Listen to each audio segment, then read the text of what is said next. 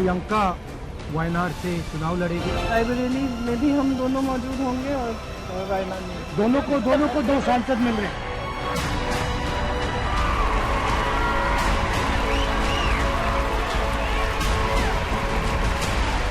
प्रियंका गांधी की कहानी में आखिर वो पल आ ही गए जब उन्होंने चुनाव लड़ने का फैसला कर लिया। I said to him, tomorrow we are going to Wayanad. I said, I'm not very good at speaking in English, making speeches. So I looked at him. He answered me, don't worry. Speaking in Wayanad is the easiest. All you have to do is talk to them as if you are their family because you are their family. उन्हें यह प्रस्ताव 1999 से मिल रहा है। प्रियंका ने कई साल पहले एक इंटरव्यू में कहा था कि जब 1999 में उनसे चुनाव लड़ने की बाबत पूछा गया तो वो जवाब देने से पहले कुछ दिन ध्यान करने चली गईं और लौटकर उन्होंने पार्टी से कह दिया कि वो राजनीति में नहीं जाना चाहती।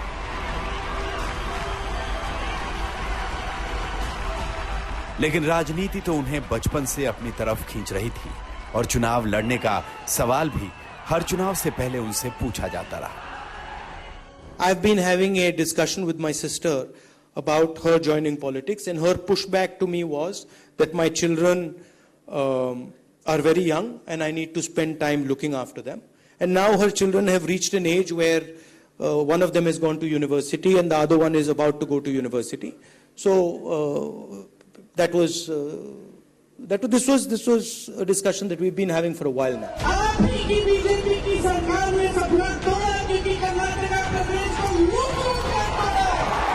प्रियंका का अब वायनाड से चुनाव लड़ना तय है और सच ये भी है कि गांधी परिवार का वायनाड से भी अपना अलग भावनात्मक संबंध है।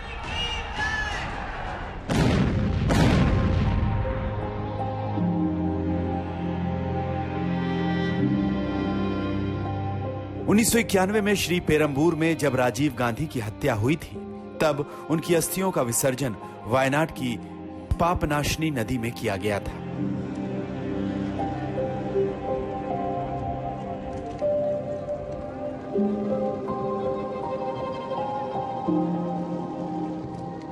दो 2019 में राहुल ने प्राचीन तिरुमेली मंदिर में बलि तर्पणम अनुष्ठान भी किया था ताकि पूर्वजों की आत्मा को मोक्ष मिल सके।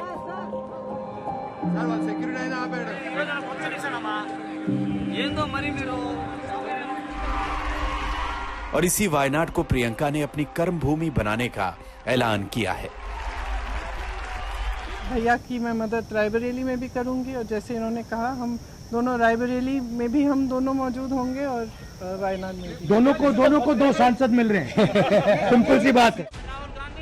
दिलचस्प है कि रायबरेली से चुनाव जीतने के बाद आयोजित आभार सभा में राहुल गांधी ने कहा था कि प्रियंका अगर वाराणसी से चुनाव लड़ती तो नरेंद्र मोदी को हरा सकती थी। अगर ये लड़ गई होती तो आज हिंदुस्तान के प्रधानमंत्री 2-3 लाख वोटों से वाराणसी का चुनाव हार जाते। संयोग देखिए कि प्रियंका अब उस वायनाड से चुनाव लड़ रही हैं जिसे दक्षिण की काशी कहा जाता है। प्रियंका 2024 में एक सियासी चुनौती पार कर चुकी हैं जब उन्होंने अपनी मेहनत के बूते अमेठी और रायबरेली चुनावों में कांग्रेस की जीत का परचम लहराया।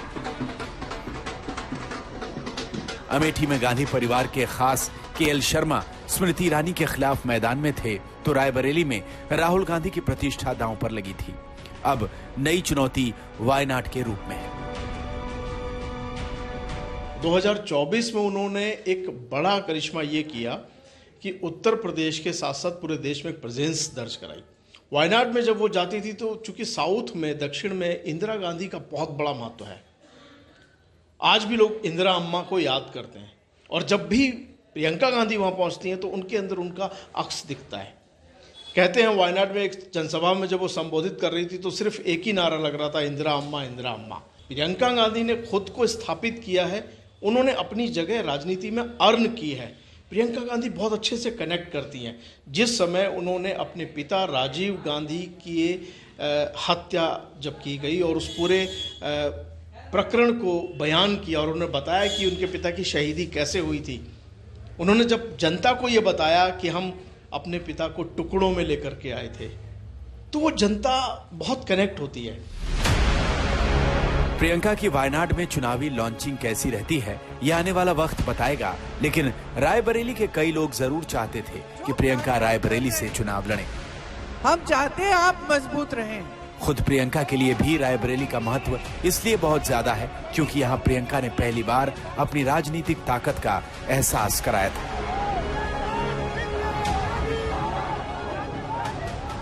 आपने एक ऐसे शख्स को अपने क्षेत्र के अंदर आने कैसे दिया जिसने मेरे परिवार के साथ हमेशा गद्दारी की, जो मेरे पिताजी के मंत्रिमंडल में रहकर उनके खिलाफ साजिश की।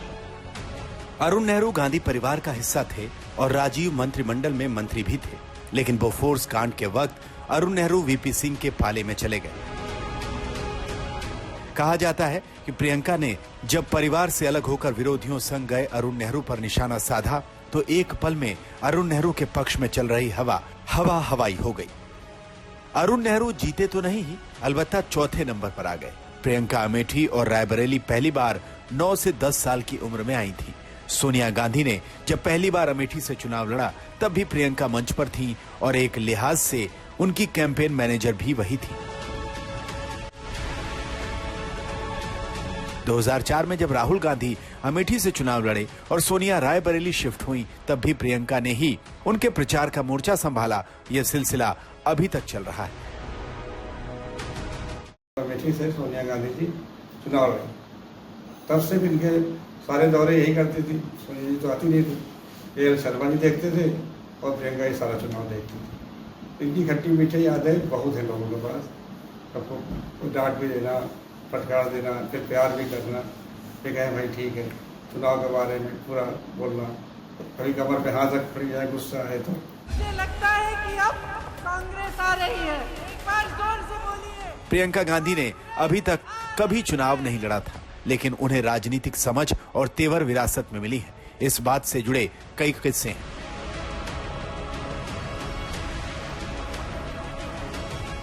जो काम नहीं करते थे, चाहे बड़े नेता हों, वो भी इनके नजर में रहते थे। ये देखती थी और टोकती थी कि जरा, यहाँ तक कि एक वरिष्ठ लीडर थे, उनसे कहा अपना हाथ दिखाओ जरा। वो आगे दौड़ के भाषण वाषण कर रहे थे तो कहते पहले बताओ काम क्या किया तुमने। तो इनकी भावना शुरू से थी कि आदमी वर्कर जो है हमारा वो काम करना चाहिए ईमानदारी से, और छोटे वर्कर को दबावे नहीं। ये मैंने उस समय देखा है कि यहाँ बड़े से बड़े पद पर आसीन देश के प्रधानमंत्री आ सकते थे। बहनों, आपके गांव जब आते थे आपसे अच्छी खासी डांट खाते थे। ये स्थापित किया आपने राजनीति कि नेता जवाबदेह बना आपके प्रति। प्रियंका की परवरिश राजनीतिक माहौल में हुई है, इसलिए भले वायनाड में उनका अपना पहला राजनीतिक इम्तिहान हो, लेकिन सच यही है कि वो हर चुनावी हथकंडा जानती है। हाल में केएल शर्मा और राहुल गांधी के लिए पसीना बहाते हुए उन्होंने अपने तरकश का हर वो तीर इस्तेमाल किया जो सीधे विरोधियों के जीतने की संभावनाओं को चोटिल कर रहा था। 70 सालों से ये देश स्वतंत्र है। 55 सालों के लिए कांग्रेस की सरकार रही है। किसी ने आपसे सोना छीना, आपके मंगलसूत्र छीने। इंदिरा गांधी ने अपना सोना, जब जंग हुई थी, अपना सोना देश को दिया। मेरी माँ का मंगलसूत्र इस देश को कुर्बान हुआ है। मैं 19 साल की थी, वो मात्र 46 साल के थे जब उन्होंने जान दे दी देश के लिए। उन्होंने कभी पिता राजीव गांधी से जुड़े किस्सों को अमेठी और रायबरेली की जनता के बीच सुनाया ताकि उनका इमोशनल तार को फिर से छेड़ा जा सके, जिसके जरिए अमेठी और रायबरेली गांधी परिवार का गढ़ बने। मेरे देश के लिए मेरे दिल में कितना प्रेम है, मैं कैसे समझाऊं।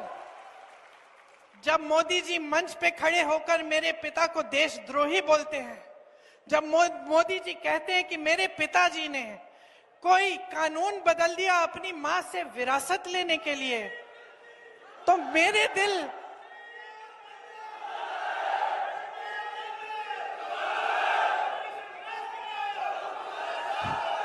तो मोदी जी इस बात को समझ नहीं पाएंगे कि मेरे पिताजी को विरासत में धन दौलत नहीं मिली, मेरे पिताजी को विरासत में शहादत की भावना मिली। और अपने बचपन के किस्से सुनाकर पुरानी यादों को भी खूब जिया। मैं 12 साल की थी, वो 14 साल का था। घर आए, गाड़ी से उतरे तो जमीन पे खून के बड़े बड़े धब्बे थे। उस समय हमें मालूम नहीं था कि हमारे दादी का खून था जो उस मिट्टी में मिल चुका था। अंदर गए, माता पिता नहीं थे, पिताजी दौरे पे थे, बंगाल गए हुए थे, माता जी दादी को लेकर अस्पताल गई हुई थी। जब अंदर गए और पता चला कि दादी की हत्या की गई है तो एक अजीब सा भय, अजीब सा दुख मन में जागा और ऐसे लगा कि क्या अगले दिन सुबह हो भी सकती है कि हमारी दादी, जो सिर्फ हमारी दादी नहीं थी लेकिन एक महान शख्सियत थी, क्या उनको इस तरह से कोई खत्म भी कर सकता है और इतनी हिंसा से। और अक्सर मैं सोचती हूँ कि इतनी हिंसक घटना घटी हमारे साथ। हमारी दादी माँ समान थी हमारे। निश्चित रूप से अमेठी और रायबरेली के परिणाम में बड़ा योगदान प्रियंका गांधी का रहा है, लेकिन अब प्रियंका की कहानी में वायनाड आ चुका है और उनकी नई सियासी पारी और रोमांचक होने की उम्मीद है। अमेठी से अभिषेक त्रिपाठी, रायबरेली से शैलेंद्र प्रताप के साथ आज तक ब्यूरो।